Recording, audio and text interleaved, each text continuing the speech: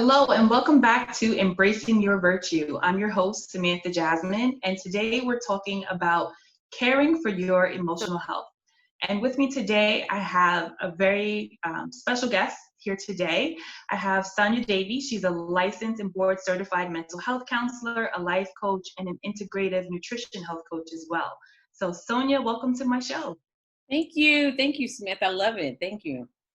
Thank you. I'm so excited to have you here. So, I wanted to talk about emotional health. I feel like in the midst of this season with the COVID pandemic, with all of the financial changes in the way people are having to deal with school and their kids, not to mention the winter's coming on, and there's going to be less opportunities for people to just kind of get out and just de-stress in nature. Mhm. I feel like it's a good time to talk about emotional health. But really, I think any time's a good time to talk about it. But first, I would love to just hear more about you and give our guests a little background. So, can you tell us more about your background and how you entered into the field of counseling? Sure. Okay, so I'm originally from Brooklyn, and gay Brooklyn, and I'm in private practice in Manhattan. And I prior to that, though, I worked for an agency, a nonprofit agency, and for close to 10 years, I taught anger management as well as provided counseling for clients that were mandated for anger management or that were mandated for parenting classes, which I absolutely love. During that time, though, 95% of my clients were male.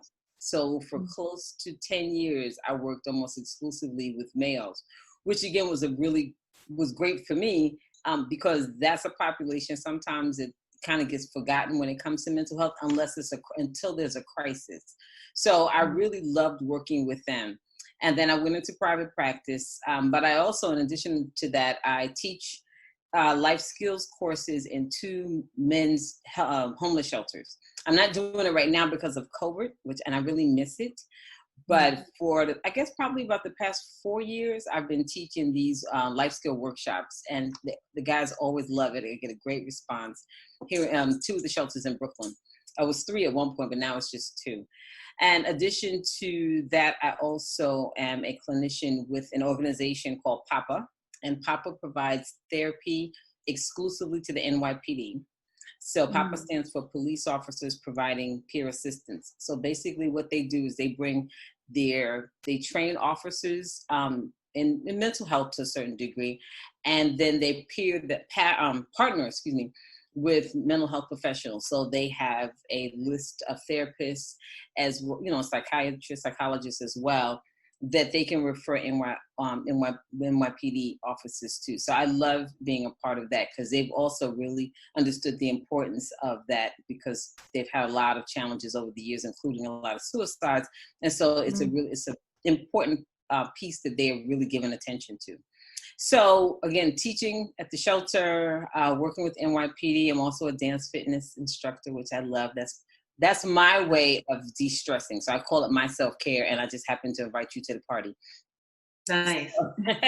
So I love doing that. So that's pretty much from the mental wellness expert. That's a lot of what I'm doing. And I write sometimes. I'm, currently just finished an article for the Source magazine on stress. And so that's a little bit of what I'm doing.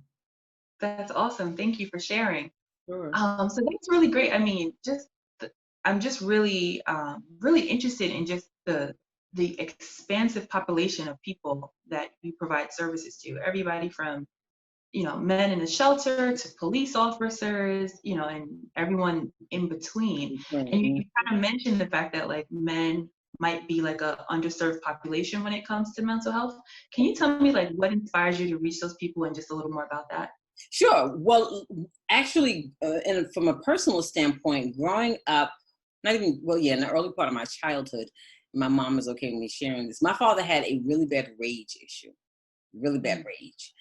And I remember as a little girl, because we were so extremely close, they were married, and I was a daddy's girl. So I never felt threatened at all, ever. But I used to always wonder as a kid, like, what is going on with him where he has to respond like this? And it wasn't just him. I noticed there were other men, other members of my family, males, and then there were friends and husbands of other men that were responding a lot of times the same way.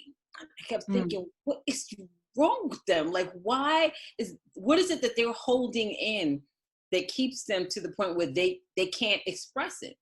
And so when I went to high school, and I had a lot of friends on the football team because I was on the cheering squad. So a lot of guys, I was drawn to them, and I would always, I guess, giving counseling, not realizing, have, talking to them. And if they were acting out, I just felt myself still wanting to ask them, like, what is wrong with you? Like, why is this the only way, again, that you get to express yourself? So as you grow up, I start to, look at the way men are reared and conditioned, how women are reared and conditioned. And, the main important thing that I realized, especially with working with the men at the agency, was they never really are encouraged to find safe places to talk. Mm. And so the men that I worked with were mandated to see me. So none of them came in on their own. Maybe one or two in 9 years, but the rest of them, they were all forced to come by the courts. They were generally formally incarcerated, or, and so we had such a great rapport. I had gang members, I had guys that hustled, I had just all walks of life. And what I saw were three things about men that I tell them every time I have a men's group. Number one, men can actually talk. I know it's hard to believe. Number two, men like to talk. I know, don't fall off the chair. And the third one, which is the most important, is men need to talk. And so whenever I realized that through all those different sessions with these men who would always say, I never told nobody this, but I never shared this with nobody, but, so they were sharing things with me that no one would imagine that they would talk about, really vulnerable conversations. And I realized, and I would always ask them, who else are you talking to like this besides me? And all the time I would get, nobody, Miss Davis, nobody. And so when I left the agency and I went into private practice, I really wanted to still continue those conversations, and I didn't know how. And so I had been involved with the women's shelter for years, for probably at that time, over 10 years. I'd done groups with the women, and I still have a lot of love for them. But I knew men needed a lot of attention. And it just so happened, someone had called, because I was working part-time also. Yeah, I was also working part-time in a women's mental health shelter. They were looking for someone who could do motivational speaking in a men's shelter. And they, someone asked me, I said, absolutely. Someone who knew I was passionate about this asked me. I said, absolutely. And so they got my name, and I started, and I spent a few years, and I love it. But it's very, very important that men have safe places to talk and let them know that they need it. So. Yeah, that's awesome. That's awesome. That's so great. And I think that particularly in communities of color, and I'll speak to the African American community because that's what I am, right? That, going to see a therapist is something that for a long time has been kind of taboo. It's kind of like, girl, just go to church, get you some Jesus, and, he'll work it out, and that's it. But I read an article from McLean Hospital. They're an affiliate of Harvard Medical School. And it says, African Americans develop mental health conditions at a rate that are equal to anyone else. But despite the challenges that they have, Black people are far less likely to seek care. And statistics tell us that about 25% of African Americans seek mental health care compared to 40% of whites. And then another study in the National Council for Behavioral Health, they said, in addition, they also said that their research from the U.S. Department of Health and Human Services said that African Americans are 20% more likely to report psychological distress than adult whites. But despite that, they're less likely than whites to seek out treatment and more likely to end treatment prematurely. And I'm just wondering, from your professional opinion, why do you think that is? Well, I think for a number of reasons, we're taught that what goes on in the house stays in the house. That's the first thing. That's first and foremost. So we almost feel like it's sacrilegious to go outside and discuss the things that are going on. But 9 times out of 10, the things that we are told to keep in the house are usually some type of trauma. So that's the first thing. But I also, from clients who have explored therapy maybe when they were younger for different reasons, we did not have enough culturally sensitive therapists. We just didn't. And so there are plenty of times when I have heard horror stories from people that I could say, okay, I see why you didn't go back to that person. I Yeah. understand why you didn't, because we just did not have enough. I mean, most of the colleagues that I do know, we're always booked. We're always booked because people of color that are finally going, they want someone that looks like them, that understands. I think one of the reasons, well, I know, let me rephrase it. I know one of the reasons why I was so effective with the men at the agency and the anger management is because I look like them. And Mm. there were things that they could talk about that I totally got. Regardless, I understood it. I understood the Caribbean culture, I understood African culture, I understood street culture. Like there were just things that I understood about them that were not judgmental, but just understanding their plight from another Yeah. Black person. And I think a lot of people, Black people, when they don't feel like they're going to be, first of all, if they don't feel like they're going to be understood, and then you want them to open up and be vulnerable, that's not happening. And Right. Right. so we already have enough of a challenge of society labeling us. So the last thing a Black person wants to feel is that someone is labeling them as crazy. Yes. Yeah. Absolutely. Yeah. So it's Yeah. like, no, I'm not doing it.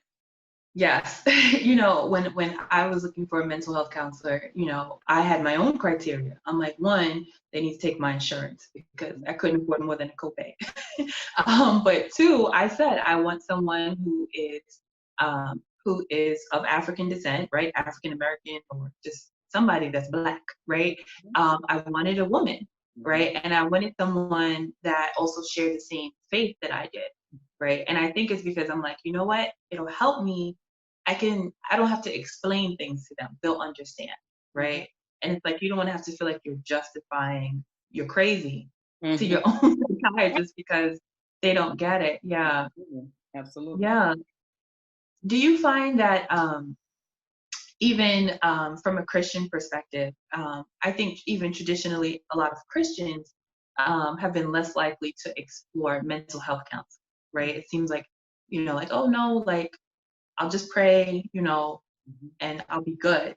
Mhm. But I, as a Christian myself, who's partaking of mental health counseling, I feel like it's been incredibly helpful, and there's not like a compromising per se of my faith. But I'm just wondering, as a fellow Christian yourself, like how do you see God at work in your particular field? I think it's great that Christians are finally recognizing that they can serve God and still have a therapist. For Mm, one, I think so many different reasons. One, they put a lot of pressure has been given to pastors to do everything.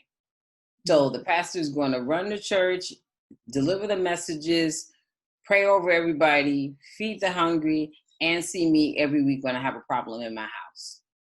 And mm, that's too much. And I think the burnout for a lot of leaders has been because they've taken on too much of the responsibility for everyone in their church. You can't be that person. And also too, a lot of them have not really understood like what therapy is and what mental health issues people are dealing with.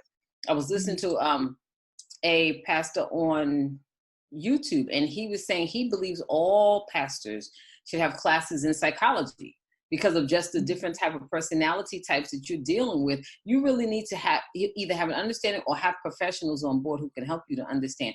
And trauma is huge in our community. And that's not something that you can just gloss over. And a lot of times when I've heard leaders say, oh, you're depressed, we're just gonna pray. And I'm like, okay, yeah, we're gonna do that, but they may need something else. It's no different from if a person is sick. Yes, Mm. there are times when you can pray and God can intervene in a way where, okay, you're good. But a lot of times there will be a need for some type of medical intervention. You still have to go Mm. to the doctor. You may need surgery. You may need medicine. You may need physical therapy. So if you need it for that, then the same thing holds for restoring a person to their mental peace. Because the one Yeah. thing, like I said, trauma is a huge topic in our community, and trauma can last. The long-term effects can last for decades if it's not addressed, and it can show Mhm. up in so many different ways. And a lot of times, people don't recognize certain behaviors that they have that can be linked to roots of trauma. So I'm very happy that the church is beginning to address and allow the conversation because it's really necessary. Yeah. Yes, absolutely. I agree. I think even I agree with everything that you said, and I think in addition to that, having therapy for me has been a good place to have someone ask me questions, Mm. right? Like the Mhm. important questions, right? And so even if I'm taking things to God in prayer and Mhm. asking God to help me with them, therapy has helped me to get a clearer understanding of like what's really going on with me, Mhm. you Good. know. I remember um, my son who gets speech therapy, like getting him services through the district was a bit of a challenge, and sometimes there's disagreements about what we think he needs, what they think he needs. And, I found myself at one point having, I would say, a difficult conversation with someone there. Mhm. And, it was like I was getting loud, my husband was in the back, like, and I was like, and I felt terrible after, because I really, it was like, as much as we disagreed, like I was hyped, and being in my session and even being able to talk through that helped me understand that beyond the frustrations of what I felt like was mismanagement or, like issues within the department, that ultimately that there was a deep fear that was driving me, a fear of like what's going to happen to my son if Mhm. he doesn't get the help that he needs, Mhm. right? And being able to notice that about myself helped me to ask, well, how am I trusting God Mm. in the midst of that? Wow. That He's going to open those doors. Mhm. I completely agree that like there's that we can't put all the burden on our church leaders, and that there is room for both. There's Mhm. room for both. It doesn't Absolutely. have to compromise. Absolutely. And not all leaders, I love them, but not all of them are equipped for some of the things that people are coming with. Some of them Mhm. are. Some of them are amazing for it. But some of the trauma that people are coming with, they may not be equipped to handle. And that's okay. It's okay. Yeah. Because like you said, we work together. Right. Right. Mhm. Yeah. And it seems that more people of color and people of faith are beginning to embrace Yeah. mental health counseling, as you mentioned. Why do you think that that's changing? Why do you think the shift is changing in a more positive direction? I think, well, first, people again, I think they're getting exhausted, emotionally exhausted. They're realizing this is working, but still something's missing. Mhm. Yes, we're praying, yes, we're fasting, we're doing this, but there's still something that I can't seem to get past. And again, it's the same thing with the physical. I think, same thing when a person realizes I need to go to my doctor, I need to do this, because as much as I'm praying and doing this, I'm still feeling sick. Mhm. And so I think the conversations are happening too, because we're seeing also, tragedies within the people committing suicide, people that are Mhm. loving Jesus, but at the same time are ending their life. So we're getting hit also in the community, people that are talking about depression and anxiety that's just overtaking them. And so Yeah. they're realizing, okay, we need to embrace something else in addition to what we're already doing, because people are still hurting. Right. Right. Yeah. Absolutely. Yeah. And Mhm. I want to I want to dig into one of your other passions, which is I know nutrition and Yes. exercise, Yes. right? Yes, I know you are very passionate about physical health and even being able to understand the correlations between your physical and your mental health, Mhm. right? So I'm just wondering, why is that a priority for you, and why is that a big part of your practice? Okay. Let me see. I think I started researching this information. I know it's been over 10 years ago. I don't, first of all, I've always loved being active. And I know within myself that when I'm not eating right, and not perfect, when I'm not just eating right for me, I could always Mhm. feel the difference. So, I always just knew that was important. My first job, believe it or not, was at GNC. And I didn't even make that connection until probably a couple of years ago. I'm like, oh my God, my first job was at General Nutrition Center, very first. But so I know just in general, feeling good comes from movement and eating decent. Mhm. But what I did, I started researching, just Googling, like I said, it's been over 10 years ago, the impact of nutrition and mental health. And the information I couldn't believe how much information there was. And I Mm. started following people. I started buying videos. I started buying books. And I just really started diving into the correlation between when you don't have a nutrient dense diet and how that affects your brain. And there were just a lot of things about mental health that from the cookie cutter way that I really it never, I didn't believe a lot of it. You know, that, well, Mm. if you have depression, then we have to give you this. And this is, and I'm like, yeah, but what else? And so the more I started diving into it and following certain practitioners and following certain doctors, I said, this is a lot broader, and mental health needs much broader approach than what we're currently giving it. Now, there Mm. are some practitioners that are doing it, but you know, it's small compared to just generally how we are taught to treat people. And so, you know, again, like you said, because this health and nutrition has always been a passion of mine, when I went to get educated in as a health coach, you know, most of those topics, they always seem to mention your mental health as well as your physical health. So I said, okay, they get it too. And again, I'm getting more research, is more, you know, all of this information. I'm like, does anyone else know that this information is out here? And I Mhm. realized the more I talked to people, the more they didn't know, the more they could not make the connection. You know, I've been in healthcare my whole career. So I also know that if you go to your doctor's office, some doctors may ask you certain questions.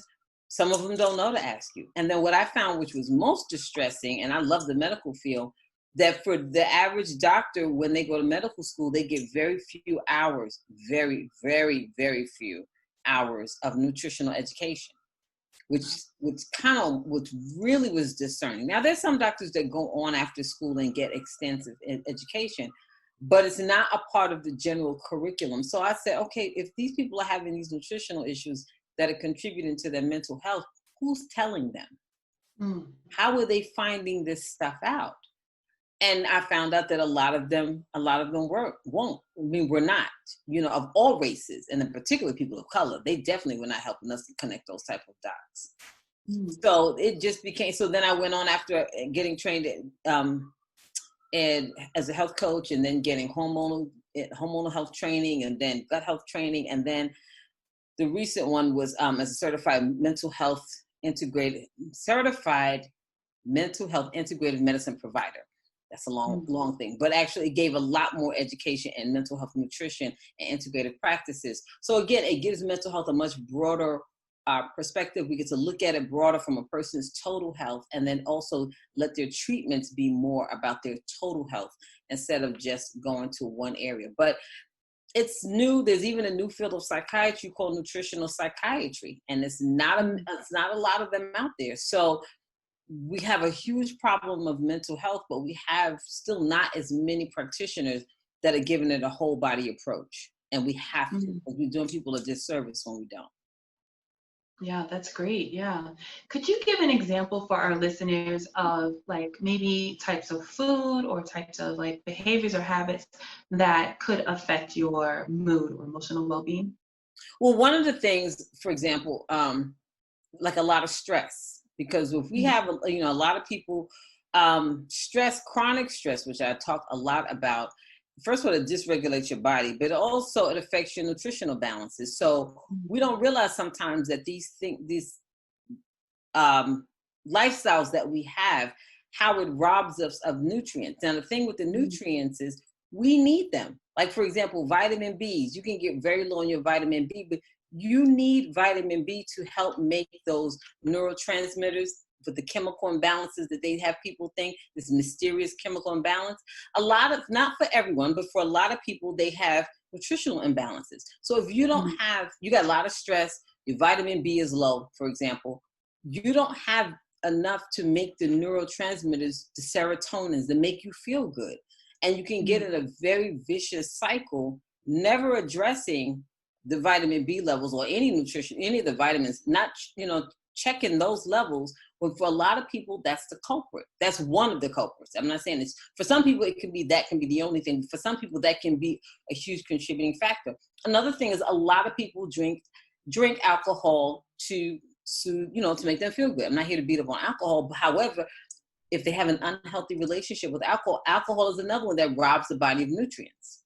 So they're constantly going every single day, drinking lots of alcohol to feel better, but they're in a very vicious cycle because the alcohol is robbing their body of the nutrients that's necessary to create the neurotransmitters to make you feel better. So again, some people in a very vicious cycle with either alcohol, with food, and they don't know because no one's connected. No one either they won't connect the dots, or they don't even know how to connect the dots for their mental health.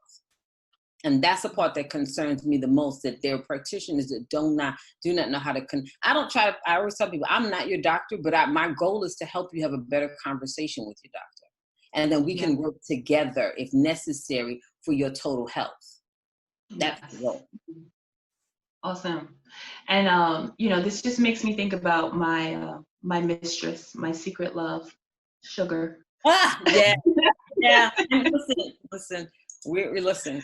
I keep sugar at bay. Listen, I just don't buy certain things because we wouldn't have a healthy relationship either. Yeah. So I think a lot of us know that the physical effects of sugar, but you and I have had conversation about even some of the mental and emotional effects of sugar. Could you briefly touch on that? Yeah, because sugar, especially the refined sugar, you have fruits and stuff, that's okay. But the refined sugars, again, they do the same thing. They rob us of the nutrients that we need. They're very, very addicting. They, they dysregulate our system. So we have from our adrenals, everything just gets dysregulated when there's lots and lots of sugar in your diet. That leads to diabetes for some people. And so all of this dysregulation that goes on, and that's a word I use a lot because people don't understand our bodies have to flow a certain way. And when you have lots of refined sugar, it robs you of the nutrients, and then it just throws your system totally off. And so what you need to happen, the flow that you need just isn't there, and it affects your mood. All of that can affect your mood. Yeah, absolutely. That's a big one. And it's a big fight about sugar because the food industry wants you to no, sugar is fine. I'm like, no, too much sugar is not fine. Stop. Yes, absolutely. And I think I want to just end by going back to just the season that we're in. It's been 2020 has been a rough year for so many reasons, between the pandemic, the ongoing systemic racial issues that continuously remind us of the state of where we are, election season, people's finances, schools, and people trying to figure out what they're going to do with their kids. Can you share what are just some things that people can do to kind of care for their emotional health in this trying season? Well, one of the things, we've slowed down, which I understand for some industries hasn't been good for some, but for a lot of people, they have appreciated slowing down and learning how to work differently without all of the, because, in New York, we move at a pace of 100 all the time. So, people have learned to slow down and appreciate that. But I also, I think a good way to stay connected, in terms of your mental health, stay connected with people that make you feel good. Stay connected to people that are, that you can just lean on for support, because there's also a lot of loneliness, during this quarantine. And I think we cannot get through this season for however long it is by ourselves. And loneliness was a topic that was coming up in terms of for mental health a while anyway. They had Psychology Today, they had an article, I think last year, on the effects of loneliness. So I'm always constantly I was talking to a client this week actually about it, staying connected with friends, and they realized that they had not been doing that. And so that's extremely important. Getting out, even when the temperature changes, still getting out and getting some air, just getting out, taking some walks. Movement for the body is absolutely important, even if it is cold outside, but getting some movement, monitoring again what we eat, because that's important, just because we need our body for fuel, but we want the right kind of fuel. So the wellness approach, the total wellness approach is important, looking at mind, I call it mind, body, and passion. But, and then finding some new things that, for some people, reading or coloring or, finding something new in the midst of everything. We are forced now to look at things differently. So sit and ask yourself, one of the questions I tell clients all the time, ask yourself, what is it that you need? Mm. and sit long enough to really think about it. Now that the season is the way it is, we're living this way, how can I ask myself, what do I need now? You know, and for some people, again, they may need to stay connected with people, friends, and family through Zoom or through some type of safe social distancing. Make sure that they do that, because a lot of people get busy and they forget. And, you know, so staying connected. And at the end of the day, if you just have emotions that are just, you need some assistance, get therapy. You know, the Mm. beauty of therapy now since the pandemic is that the insurance companies have allowed everyone to get it virtually. Mm. So, you know, I have clients that they will use their phone, because the site that I use, they can pull their sessions up on their phone. I have clients walking in the street and they're talking to me. They're sitting out in the park. They're in their car, you know. So it's, you know, get the therapy. Don't, you know, no one has to know. You can do that, but don't suffer in silence. That's the main thing. Do Mm. not suffer in silence. Absolutely, absolutely. This has been great. Sonia, thank you so much for joining me Thank today. you for inviting me. I appreciate it. No, I appreciate it. Thank you. If you guys are interested in just following Sonia and getting more, seeing more about what she's doing, you can visit her website at soniadavy.com, where you can also find her on Instagram if you just search for Sonia Davy. But Yes. thank you guys for joining with us today. Please leave us a comment below, like the video. If you do, don't forget to subscribe. Let us know what steps you're taking to keep yourself mentally well in this season. And thanks for joining us, and look forward to future videos. Take care.